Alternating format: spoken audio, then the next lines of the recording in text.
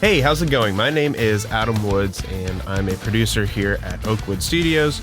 Today I want to talk about my band's brand new song, New Normal. Usually when we write a song, there's a 6 to 12 month delay from when we write the song to when we release it. For this song, there's only about a month delay from when we wrote this song to when we uploaded it to our distribution service. So I wanted to take the opportunity while this mix is still fresh in my mind to talk about some of the production techniques we used to bring the song together. All right, the next thing I wanted to talk about is just kind of all the production that's sprinkled throughout this song. These light blue tracks here are all the production. So basically anything that's not bass, drums, guitar, or vocals ends up here. So when the first riff hits in, since the guitars are a little sporadic and kind of going all over the place, I wanted to put something in there that kept steady forward momentum going.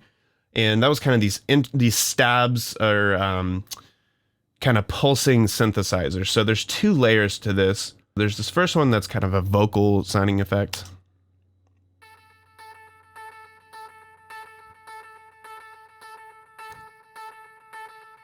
Just like a static thing, same thing over and over. It's probably some splice sample, it looks like, that's just been pitched and probably delayed. There's another one under that, and I think this is more of a kind of a synthesizer sounding.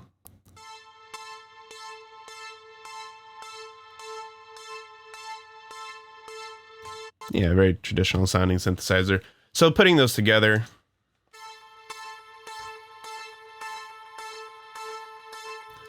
it was important for me for that vocal layer not to be too loud so it didn't overshadow the guitars. People always pinpoint a voice in something like that very quickly, so it was important to keep that pretty quiet. So you'll hear it's more the synthesizer than the voice. All right, next thing are my favorite thing on earth, which are shakers and tambourines and percussion. We have two layers of that, it looks like. So we have a shaker.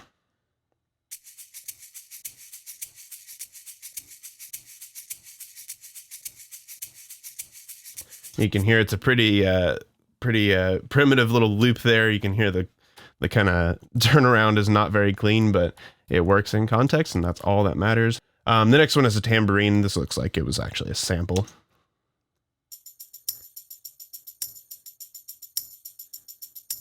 Yep, perfect.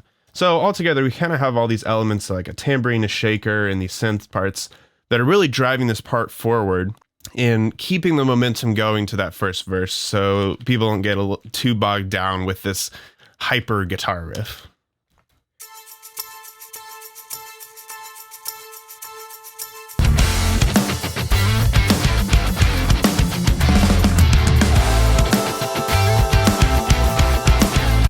Pretty subtle, but it definitely has an effect on that. All right, so the next part I want to talk about is the chorus. So there's a lot going on in this chorus, so we'll just take it one at a time. So the main synthesizer part in this chorus is this lead part.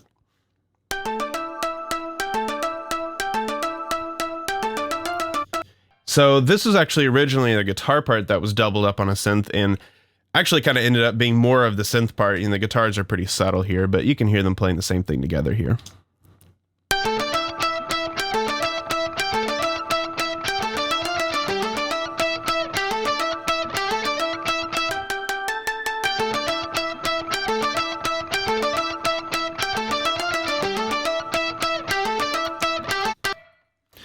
So that the choice to use the synthesizer as the main part there really stemmed from not having enough space for guitars. You know, that synthesizer has kind of a plucky and kind of a sharp attack, so it cuts through and then kind of disappears quickly in that chorus.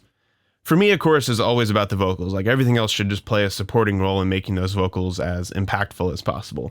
So continuing on, kind of the same idea with the intro part. We have shaker and tambourine again. I believe it's the same sample. This is just to make the chorus sound more chorusy, more groovy. Actually, with these kind of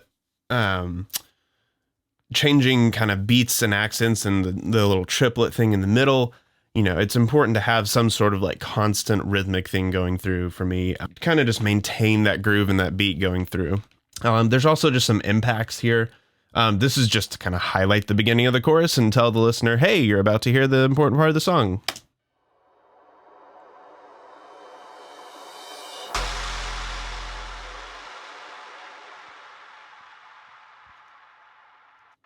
Very cinematic sounding effects, which I love. And that's basically the idea for the chorus. All right, so the last part I want to talk about is the production on the outro. This was kind of the big scene change of the song. You know, pretty much the entire song up to this point is in the same ballpark. I love any sort of heavier music that incorporates kind of cinematic sort of things. I'm always probably pushing that a little harder than I should with this band. But this outro really lent itself to adding in that kind of production. So there's a lot of stuff going on here. So let's break it down. The first layer that we have here is a choir.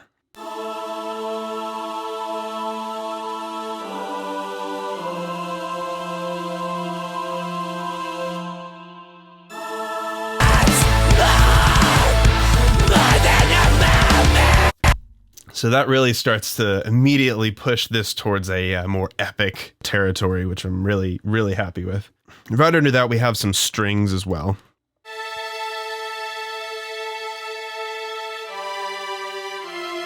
So as you can hear, basically the same idea. It's probably actually the same MIDI that is dragged down because I liked the melody and just needed to add some more texture to it. This is a pretty common thing to do, especially for heavier music where the programming like this, the choir and the strings have to cut through a lot. Guitars and a full drum kit and bass, you know, there's a lot of energy going on here, not to mention all the screaming over the top of this. So again, kind of the same idea with the guitars. You really have to build those up to make those competitive with those other elements of the mix. So layering something like a choir and strings and maybe even synthesizers with that are kind of string textured can really help with that. The next part here are these staccato strings. They're just kind of hitting the triplet part in the middle here. And then they're the main string part for the outro.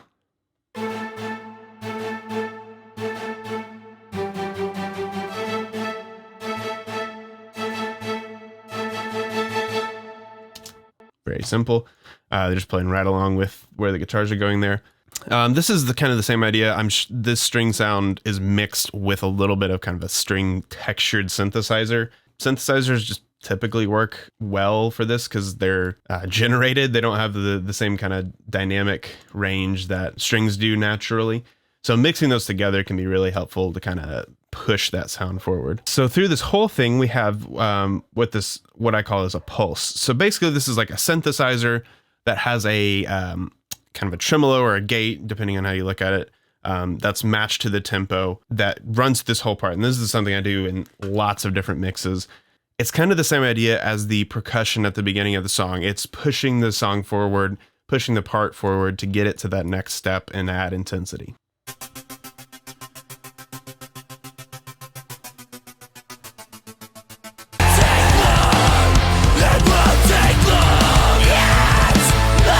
You can tell it's really subtle in the mix, but it definitely adds something, and you miss it when it's not there. And that's kind of the name of the game with a lot of these little things.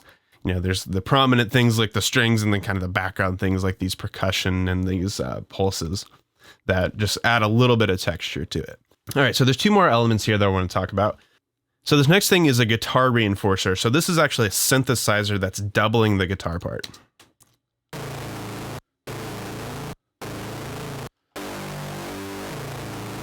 So as you can tell, it's a very distorted sound, and I've even added more distortion on top of whatever this original sound was. Let's hear what it sounds like without that distortion.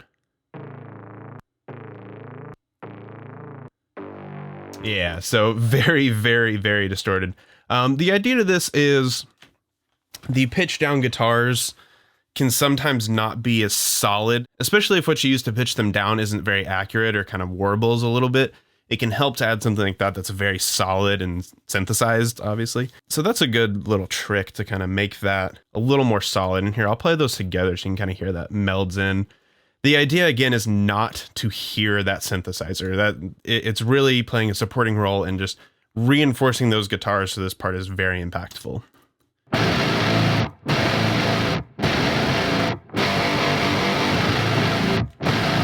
And here it's kind of this like fuzz over the top of it almost, and it really just helps push that to the forefront of the mix. Okay, so the next part is this Growl Synth.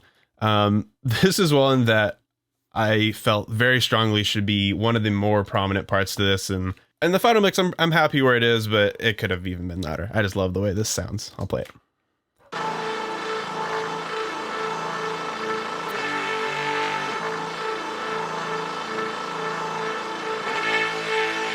So this is kind of the culmination of moving the song from like more like prog rock or prog metal realm, whatever you want to call it, into this kind of cinematic thing.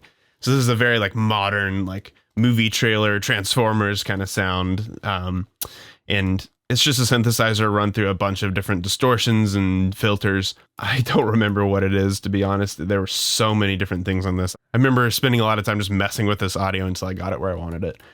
In the final mix, it really just adds that final push to the end of the song. And I just wanted a different texture over this end part to really emphasize, like, this is the end. This is where, this is the kind of culmination of the entire song.